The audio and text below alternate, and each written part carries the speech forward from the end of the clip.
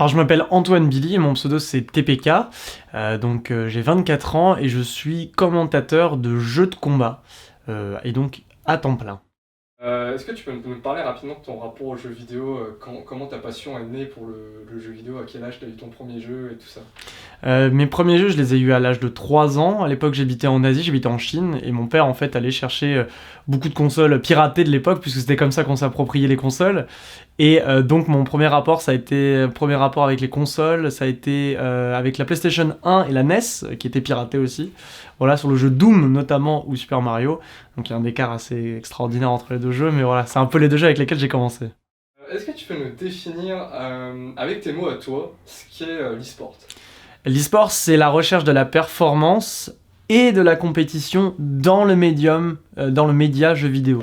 C'est un peu l'équivalent du sport à haut niveau, comme on distingue le sport amateur, la pratique amateur, mais aussi la pratique professionnelle. L'e-sport, on va dire que ça va être la pratique professionnelle avec toutes les composantes de performance et de compétition qu'on pourra y trouver. Comme toi, tu es casteur, est-ce que tu peux nous parler de ce que tu fais concrètement pour les personnes qui ne savent pas ce qu'est le cast? Alors pour le cast, en fait, moi j'ai tendance à assimiler ça un peu, prendre l'exemple du commentateur de foot. Un commentateur de foot, il est là en fait comme interface et comme, je dirais, traducteur de ce qui se passe à l'écran pour que chacun puisse, un, comprendre et deux, s'amuser en fait. Et donc le commentateur e-sportif, c'est le même rôle, mais pas sur les mêmes disciplines. Voilà, donc ça va être son principal travail, c'est voilà, lier ce que fait le joueur avec la manette ou son clavier souris, dépendamment du jeu, et les yeux et les oreilles du spectateur. Alors j'ai commenté Super Smash Bros Ultimate avec mon comparse Foster sur notre chaîne Le Pugilat des Étoiles. Donc c'est un jeu de combat de Nintendo que plus ou moins tout le monde connaît, hein. Il s'agit de Mario qui va taper Pikachu, qui va lui-même taper Zelda, ou qui va elle-même taper Ryu ou Terry Bogard maintenant. Donc c'est le jeu de combat Nintendo, et ça a été l'occasion de rencontrer la communauté troyenne sur place qui est quand même assez énergique et super accueillante. Donc voilà, on a fait ça pendant 2 jours, et les finales ont évidemment lieu sur la grande scène de l'UTT Arena. Alors je travaille aussi sur Dragon Ball Fighters, qui est un autre jeu de combat, lui qui est un petit peu plus classique, en 3 contre 3. On a aussi de l'expérience sur des jeux comme Street Fighter, Mortal Kombat aussi un petit peu, Tekken un petit peu également. C'est des jeux qui sont très difficiles, donc chaque jeu de combat est vraiment, demande beaucoup d'investissement. Mais voilà, on est des mecs des jeux de combat avant tout, donc c'est avec un grand plaisir qu'on travaille sur pas mal de jeux différents. Ça t'est jamais venu de passer pro en tant que joueur pro? Mhm. Alors oui et non. On a tous commencé en voulant botter le cul de tout le monde, entre guillemets. On a forcément commencé comme ça avec le feu sacré qui brûle, et on se dit qu'on est meilleur que tout le monde. Et au final, avec l'expérience et l'âge, on se dit bon, est-ce que finalement on n'est pas meilleur à raconter les histoires plutôt qu'à les faire? Donc c'est un peu la phrase que j'ai gravée dans ma tête. Je préfère vraiment raconter les histoires et les délivrer aux gens. Et du coup, laisser faire les gens qui sont bons à créer des histoires, du coup.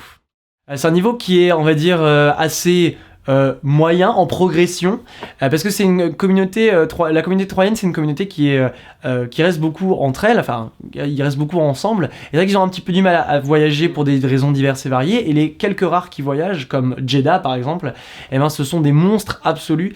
Donc moi je pense qu'ils ont un terreau de base qui est vraiment très bon, à savoir un écosystème qui est très bienveillant envers les nouveaux joueurs, et justement cette volonté de progresser.